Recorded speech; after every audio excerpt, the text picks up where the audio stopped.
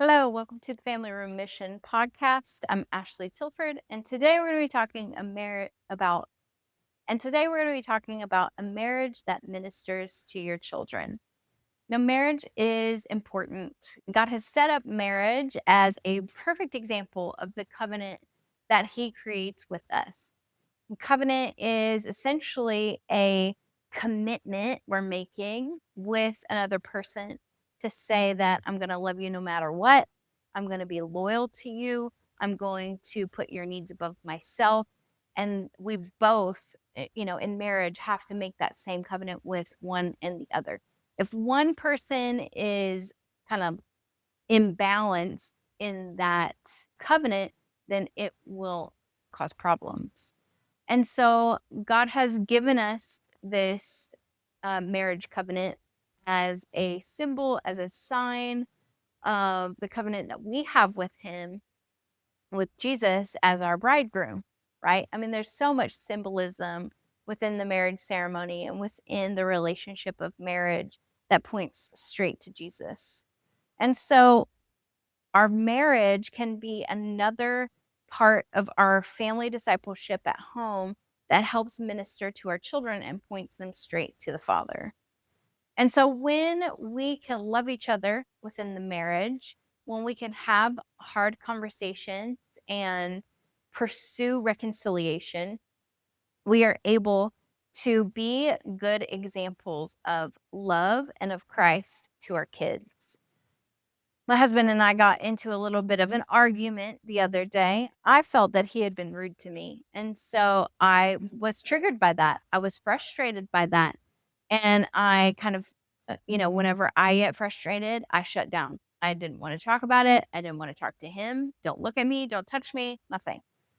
And he knew something was wrong. And so he was like, "Are you okay?" I'm like, "Fine.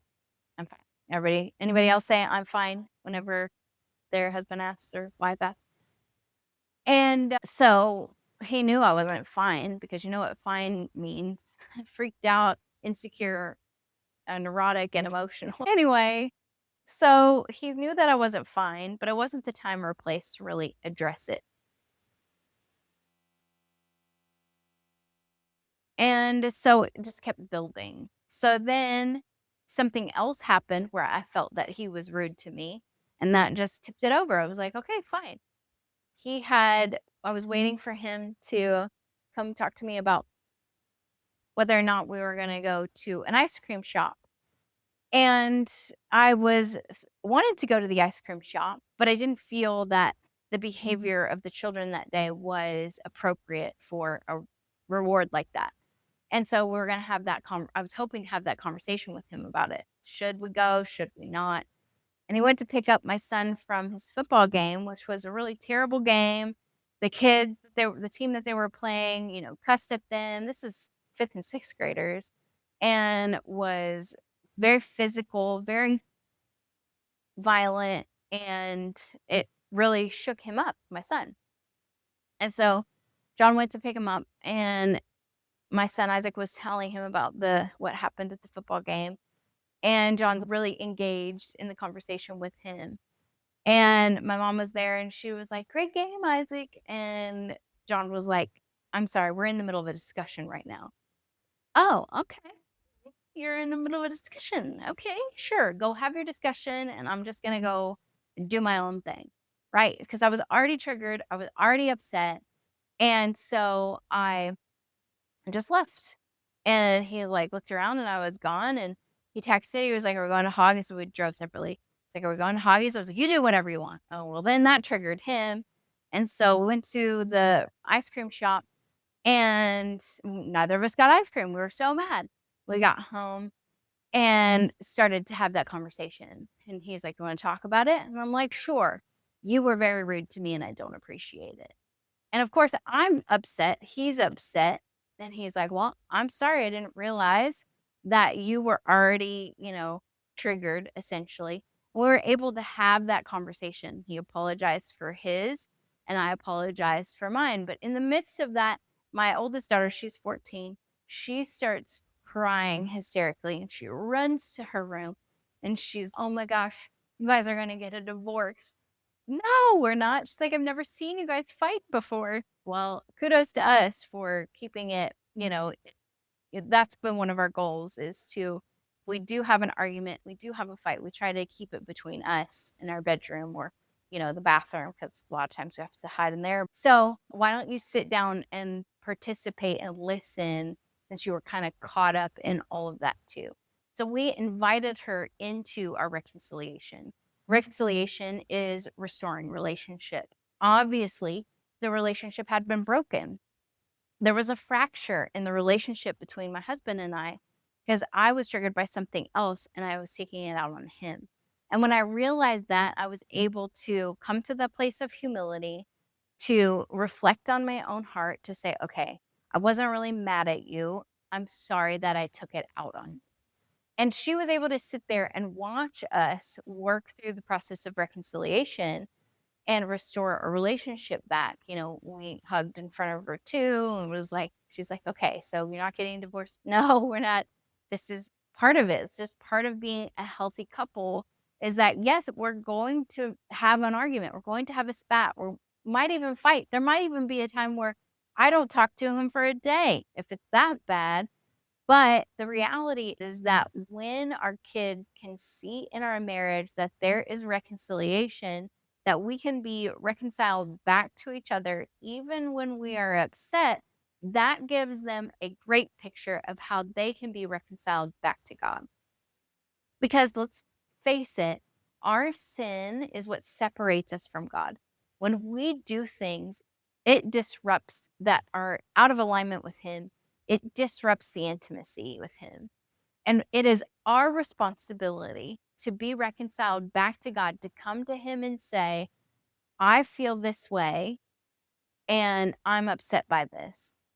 And when we can't do that because we don't have a framework for that, because we've never seen two people who can have a healthy conversation and a healthy reconciliation model, then we can see that it would be hard to do that with God, who we can't see. We can't even see.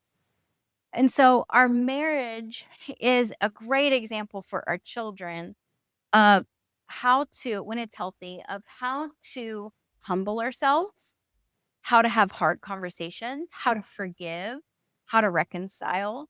If we can't do those things in our marriage, then that we need to start there. That's a problem.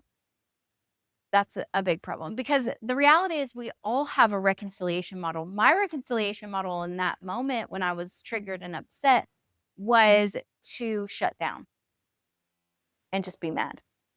I didn't want to talk about it. I didn't want to address it. I didn't want to do anything. I was shut down. That's my reconciliation model that I have been trying to work through, to process through, and to change.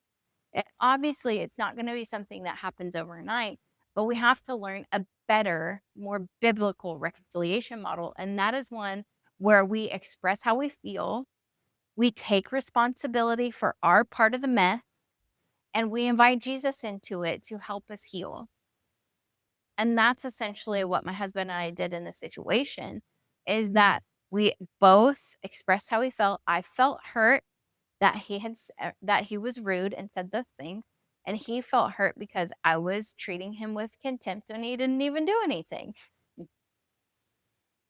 And so by us being able to express those things and then to hear each other out in love and to know that I can safely express that, even if it's not true, right? He wasn't trying to be rude in those situations.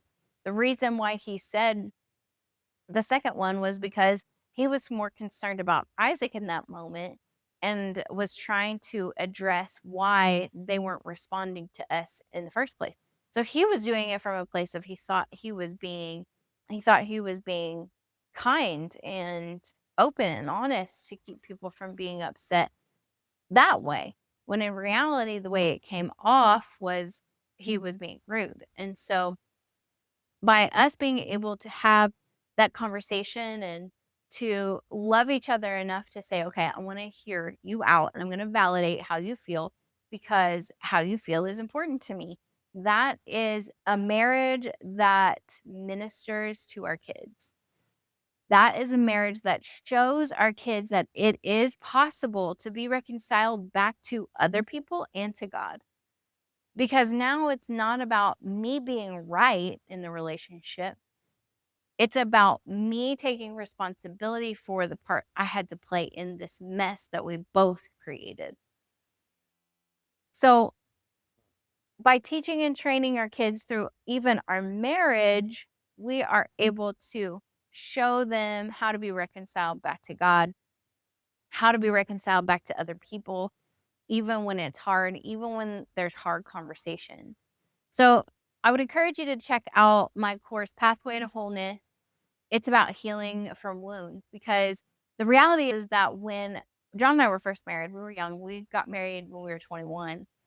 And when we were younger, we would have knockout, drag out arguments. I mean, they would go on for days. Why? Because we were not healed. We didn't have Jesus. We didn't have a reconciliation model. I would just try to cut him till it hurt him the deepest. He would just shut down, right? And so now we've learned and we've grown and we've been equipped with a more biblical model of reconciliation where we humble ourselves, we take responsibility, and we invite Jesus in. And so by doing that, have set that example for our kids. So now that we can teach them and train them in their relationships that they have with each other, with us, how to reconcile the right way. And so in this course, Pathway to Wholeness, it's a four-step process to teach your kids how to heal from wounds that they have. And then a part of that is talking about reconciliation and forgiveness. How do you talk to your kids about reconciliation? How do you talk to your kids about forgiveness? Forgiveness is a choice. Even if you don't feel like forgiving, we can forgive because God says we can.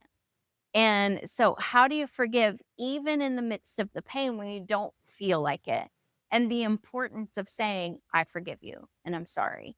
And so that was part of our conversation too in the reconciliation between my husband and I is like, I took responsibility for my part, which was treating him with contempt, even though he didn't do anything, because I was upset and he was a safe place for me to kind of direct my frustration. And so I apologize. I'm sorry for treating you like that when you didn't deserve it. And he said, I forgive you. And can I can I like scan his heart to see if he really did forgive me or not? No, that's between him and the Lord. But by him saying that, he is confirming that he is making the choice to forgive me, even though I treated him badly. And that is part of forgiveness that people don't really understand because we live in this society where we're like, you have to, I have to see proof or I have to have evidence. But forgiveness, yes, there is a part that to play that has evidence, but it really is a matter of the heart. It really is a place that we have to get to say, I made this choice. Now, in the middle of that choice, is there still some wrestling that I have to do? Absolutely. But by saying, I choose to forgive you, we are releasing that person from what they did to hurt us. And then we are processing through the pain and healing of it.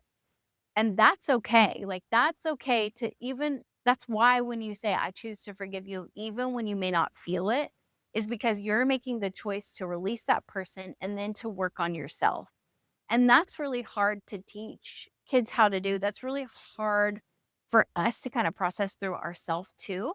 And so that's why Pathway to Wholeness is a really great resource for you if you're interested. Check it out on my website, ashleytilford.com, to walk through the process. And it gives you the steps of reconciliation and like some examples of really bad reconciliation models and then the steps to walk through forgiveness and how to practice those and some tips, tools for you to use to teach and train your kids how to do this. Because if you're not doing this in your marriage with the most intimate relationship that you have on earth, how in the world are you doing it with a father? How in the world are you doing it with the king of the universe when he convicts you? Hey, you did this wrong. Are you going to react in shame and choose a bad reconciliation model that you run away from the Father like Adam and Eve did and hide? Or are you going to admit how you feel, own your part, and invite Jesus in to heal you. So check out my course, Pathway to Wholeness, on my website for more resources and talking about that. But then also, be encouraged. Like, your marriage is an example of how we're supposed to be in relationship with the Father. If it is not a very good example of, that's probably something to work on. And if you want the free printables, I have the free reconciliation printable with the 4 steps and the free forgiveness printable with the 4 steps on how to train your kids how to forgive and how to train your kids to reconcile. Then you can access those on my website too.